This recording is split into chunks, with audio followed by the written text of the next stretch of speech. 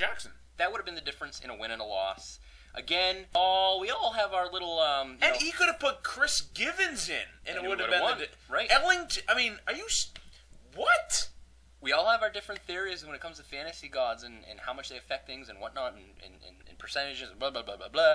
But at the end of the day, he's lost what? 15 of his last 17. A lot.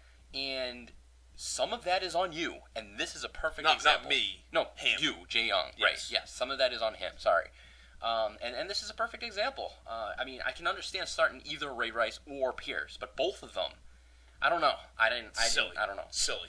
And Jay Young, actually, speaking of all this losing, he is now last in Era 2 of active teams in winning percentage. And that's not including after a loss in a week that he scored less than 75 points against an opponent who had previously beat him the time before. That's not true, but nice try.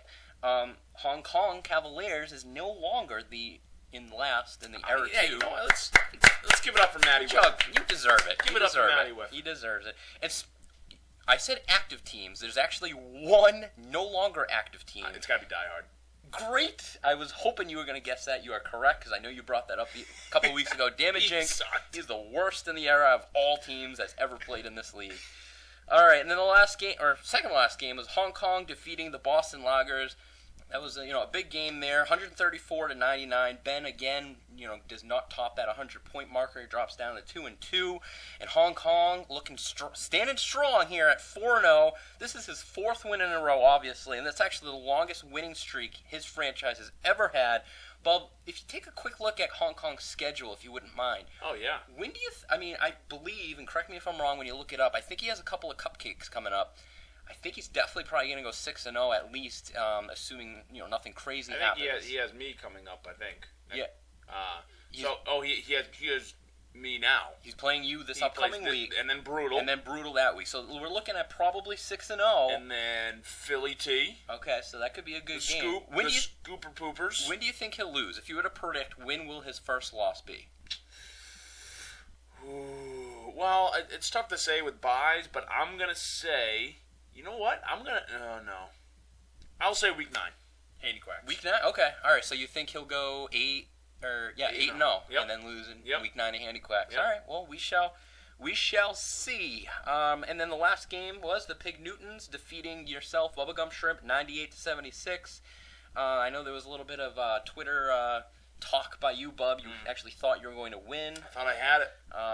Antonio Gates just took that knife and wrenched it into my heart. Right into your heart. And didn't stop jabbing it in there. Nope. And That's what she said. Phil goes up to 3-1, and some of our old time fantasy dynasty coaches that have been around for a while. We remember Coach Phil when he was dominant in Era 1, Hall of Fame enshrined and whatnot. Obviously, he's been a little up and down here in Era 2, but last year and then so far this year, he's kind of been doing fairly well. And he's brought up his Era 2 record now up to 500 to 32-32. So, hey, he may end up this era, depending on what happens the rest of the way, as at least a quote-unquote winning era for him. I'd like to point something out, Eric. Absolutely. Nothing to do with Coach Phil, so I'm sorry for interrupting you. Don't you dare apologize again for interrupting. I welcome that. Johnny C., I hope you're listening. I'm sure he is. He's an avid listener. Thank you, Johnny C., for always listening and participating. If you ever want to gripe about the Dynasty, take a look at your sketch. Capital T, capital D. You have 13 of 15 games away. You are the visiting team. I'd like to. 13 of 15 games. I would like to say something about that. Both home games against the Handy Quacks. I would like to say something about that, but I don't know if you guys all know the internal process of how the schedule is determined. Basically, Bub figured it out.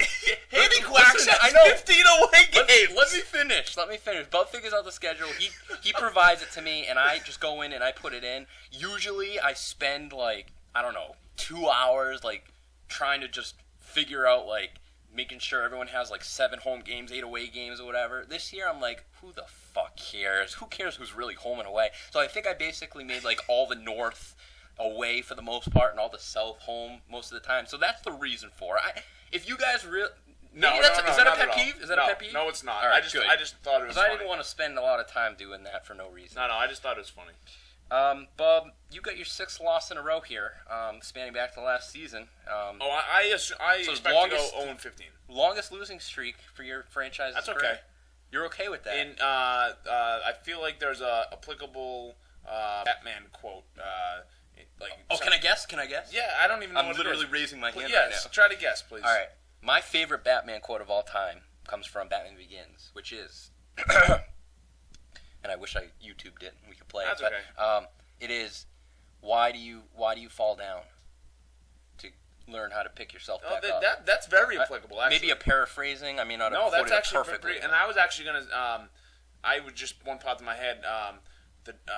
What is it? The something is darkest before the dawn. Sure. I think it's in The Dark Knight. Batman Begins 9.5, Dark Knight, and Dark Knight Rises 10s. Continue. Yes. We can double check my list. So anyway, my point was that it's okay if I go 0-15. I'm okay with that because I know next year I'm gonna win all those games back. All right. Well, you did say in the beginning of the season that you were expecting to be, competing, and that your coaching ability would. You said that. No. I asked you in the Keeper Selection Show specifically if you think that your coaching ability can overcome the loss of draft picks and that you can at least compete, and you said yes. I think you put words in my mouth. I think you backed me into a corner. Certainly did not. However, that was also before I traded away my 4th, my 5th, my 6th, my 7th. Yeah, I guess, but still, you're silly, Bob. I'm gonna tell you what. I think I'm doing a fairly good job with the what you got? riffraff that I have. Yeah, well, your breakdown record is certainly interesting. Have you seen? I think I won. We've had some interesting breakdown records in the last few years between the Wills and the Iron Dog Jeff Guards and the Withens of the world, with their bad seasons. But you're on tracks for quite 1-43, I think. And can you I think it's 1-40. Yeah, 1-43. And can you? I know we go through this every year. Can you just quickly let our listeners know what the breakdown record is again? Yes. The breakdown is if you played every other team that week. So if you score the most points in the week, your breakdown record for that week would be 11-0 because you would have beaten every other team. Right. For me, for example, I'm 1-43. That means there's only one team in the 4 weeks that I would have beaten, and that was Phil in week 1. 1-43. So that you're on track to be what, Bub? Quick math here. Multiplied by, it's too hard because you got to multiply by 4 1/4. So 3 3/4. So probably I'm gonna my breakdown should 5 wins. Let's call it 5 and what? Oh geez, 15 times 11 is 165 Bad. minus the 5. That's bad. So 5 and 160. That's bad. I don't care what. With free agents, you should do better than that. Bub. I'm trying. I'm calling you out. I'm doing my best. Bad. You're bad. Stop everything. Seek shelter. Run for the hills. We have ourselves breaking news from the world of the Dynasty. So, Bub, we got ourselves another minor trade. Last week we had another, relatively minor trade. And we have another minor trade here. No blockbusters yet. Nothing big yet. Nothing big. Maybe on the horizon, but not quite yet. So Solglow, he receives tight end Martellus Bennett and a 10th round pick from Hong Kong, who are, they're trading partners, those two. They like to trade a lot. And Hong Kong gets tight end Kyle Rudolph and a 9th round pick. Bub, what do you think? Next. Now, let's take a look into the future with next week's matchups. So, Bub, we got another outer divisional matchups here in week 5.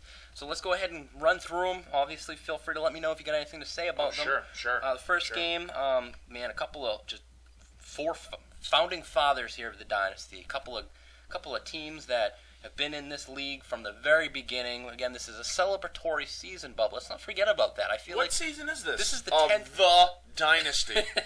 This is the 10th season. I feel like we've forgotten a little bit about that. Let's all take a second and just think about that. That's crazy. Hold on. Okay. Okay, thank you. About it. Thank you. So the Riverdale Scoopers 3-1 going up against the Pig Newtons at 3-1. Couple 3-1 teams going up against each other. I'm 6-3 all time against Coach Phil.